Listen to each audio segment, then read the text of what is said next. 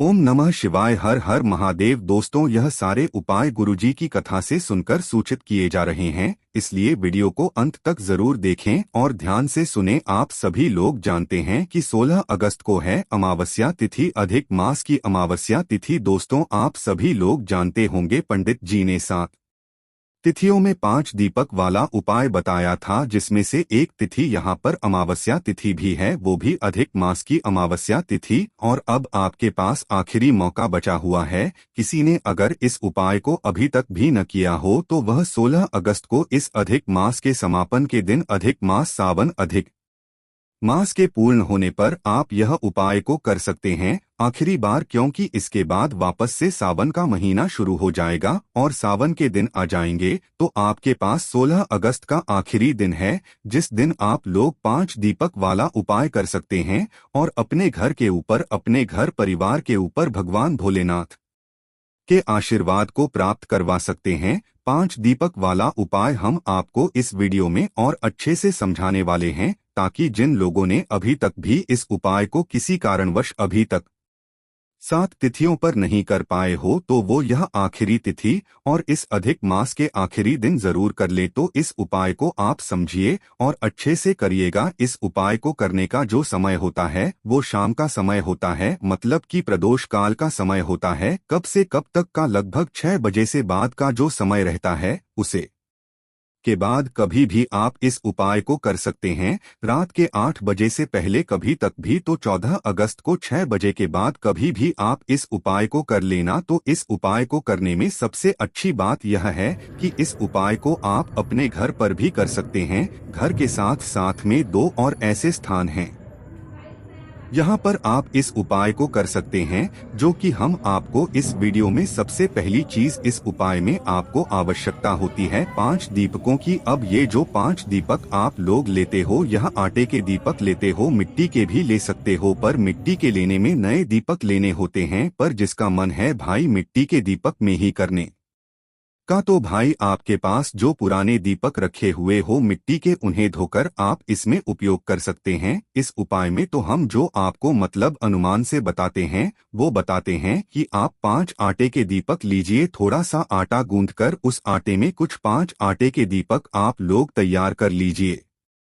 अब इन 5 दीपकों के अंदर जो आप बात रखेंगे, न लंबी बात रखेंगे, लंबी बात ही रखने का मतलब यह है कि आपके घर के वंश की वृद्धि होगी। इस वजह से इन 5 दीपकों के अंदर आपको गोल बाकी नहीं रखना है, लंबी बातें रखना है। 5 अलग मतलब 5 दीपकों में एक एक लंबी बातें रखना। उसके बाद में शुद्ध देसी गाय का भी 5 दीपकों के अंदर डाल देना है। डालने के बाद क्या करना है कि शाम के समय प्रदोष काल में 6 बजे के बाद कभी भी आप अपने घर में क्या करो, अपने घर के मंदिर में है ना, यहाँ पर आपके लड्डू गोपाल विराजित हैं, यहाँ पर आपके सभी भगवान जी विराजित हैं, शिवजी विराजित है। अब आपको कर क्या है, शाम का समय वैसे ही रहेगा 6 बजे के बाद काया। इस उपाय को आप ऐसा भी कर सकते हैं कि अपने पशुपतिनाथ का व्रत किसी का चल रहा है तो भाई वह पूजन से पहले भी कर सकते हैं या पूजन के बाद भी कर सकते हैं। जैसा आपको अच्छा लगे आप वैसा कर सकते हैं, पर ये उपाय अलग से की होगा, ऐसा नहीं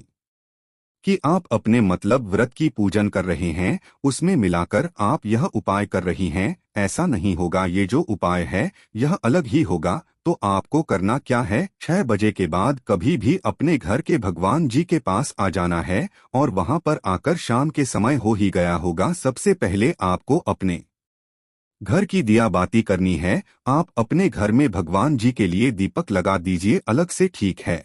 और यह जो 5 दीपक आपने तैयार किया है न, जिसके अंदर आपने लंबी बातें और शुद्ध देसी गाय का घी डाला हुआ है, इनको एक लेख या थाली में आप लोग जमा कर रख लो है न। जमाने के बाद आपको करना क्या है कि इन 5 दीपकों को आपको अपने घर में भगवान जी के सामने बैठकर ही जलाना है। क्या करना है, अपने घर में भगवान जी के सामने कर ही जलाना है। अगर आप इस उपाय को अपने घर में कर रहे हैं, क्योंकि इस उपाय को करने का एक और स्थान है जो कि है भगवान शिव जी का मंदिर, भगवान शिव जी के मंदिर जाकर अगर आप इस उपाय को कर रहे हो तो आपको यह दीपक अपने घर में जलाने की जरूरत नहीं है। मंदिर में जाकर ही इस उपाय को मतलब इन पांचों दीपकों को जला सकते हैं भगवान के सामने। तो हम आपको बताते हैं कैसे करना है। तो सबसे पहले जो लोग इस उपाय को घर में कर रहे हैं वह इन पांचों दीपकों को जला लीजिए अपने घर में भगवान जी के सामने बैठकर। दीपकों को जलाने के बाद उठने के बाद सीधा आप लोग अपने के मुख्य द्वार पर आ जाइए। यहाँ पर भी इस उपाय को करने के दो स्थान है। सबसे पहला स्थान है आपके घर का मुख्य द्वार, दूसरा स्थान है दोस्तों तो इसी का क्या आ रहा है, यह तुलसी का पौधा लगा हुआ होगा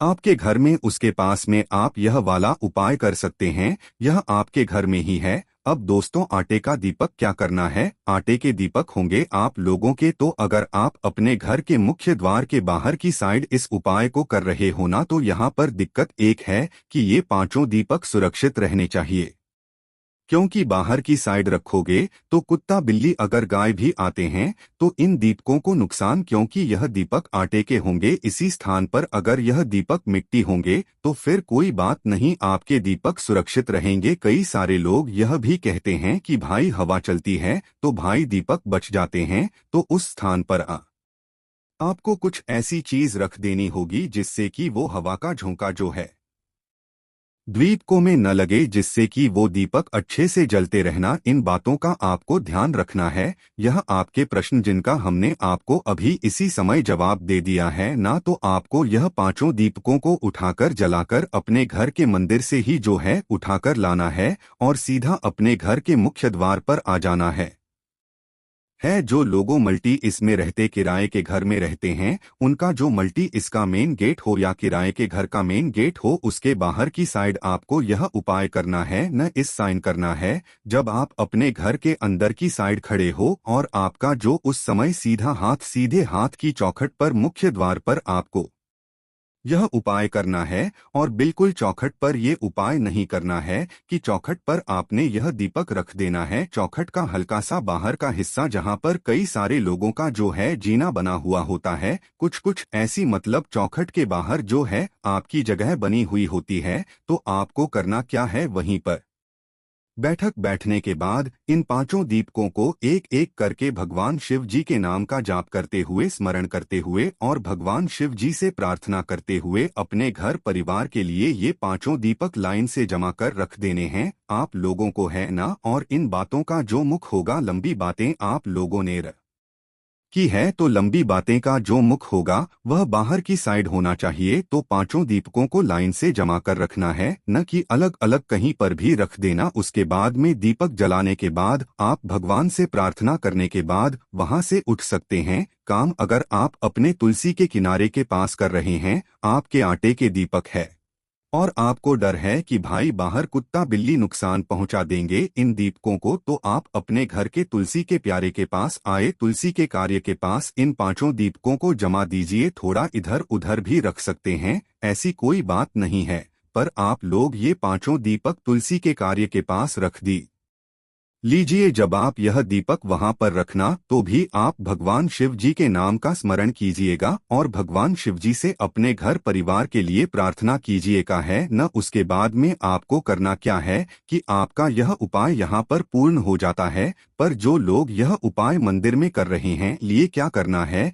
कि वो अपने इन पांचों दीपकों के अंदर लंबी बातें रखकर शुद्ध देसी घी डालकर एक प्लेट में पांचों दीपक तैयार करके भगवान शिव जी के मंदिर पहुंचे। वहां पर भगवान शिव जी के शिवलिंग के सामने बैठकर ही आप इन पांचों दीपकों को जलाए। दीपों को जलाने के बाद फिर आप भगवान शिव जी के शिवलिंग के पास में या आसपास इन पांचों दीपकों को मतलब जमा कर रख दीजिए। भगवान शिव जी का नाम जाप करते हुए और भगवान शिव जी से प्रार्थना करते हुए आप चाहें तो इन पांचों दीपों को भगवान शिव जी की चौखट पर भी रख सकते हैं। अगर किसी को कोई दिक्कत न हो समय पर नहीं, तो आप भगवान शिव जी के शिवलिंग के पास में ही इन पांचों दीपकों को आप लोग रख सकते हैं, कोई भी दिक्कत नहीं है। तो ये तीन वह स्थान है जिन स्थानों पर आप लोग ये उपाय को कर सकते हैं। इन 5 दीपक वाले उपाय बहुत अच्छा मौका, सावन अधिक मास की शिवरात्रि है। तो कौन कौन से स्थान है? सबसे पहले आपके घर का मुख्य द्वार, दूसरा है, दूसरी का क्या रहा, तीसरा है यहाँ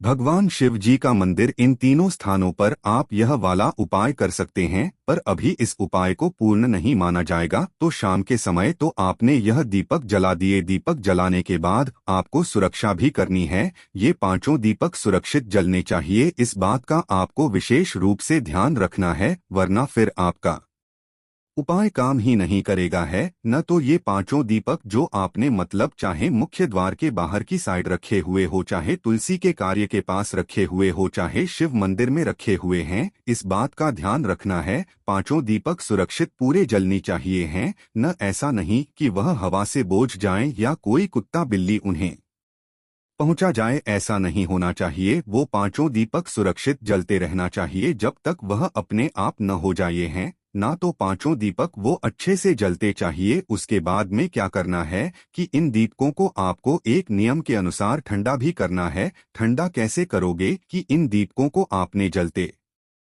हुए अच्छे से देख या अच्छे से जल गए। अब इन दीपकों को आपको रात्रि में ही नहीं उठाना है, सुबह के समय जाकर उठाना है। सुबह स्नान करके शुद्ध होकर, शुद्ध वस्त्र पहनकर फिर आपको इन दीपकों के पास आना है। इन पांचों दीपकों को उठा लेना है, सुबह उठाना है, रात्रि में नहीं उठाना है। रात्रि को वैसे के वैसे ही रखे हैं। उठाकर इनका विसर्जन करने के लिए आप लोग किसी भी नदी, बावरिया, तालाब या सरोवर के पास जाकर इनका विसर्जन कर सकते हैं। अगर आटे के हैं तो मिट्टी के हैं तो भाई मिट्टी के दीपक आप उठाकर अपने घर में ही रख सकते हैं, उन्हें कोई दिक्कत नहीं है।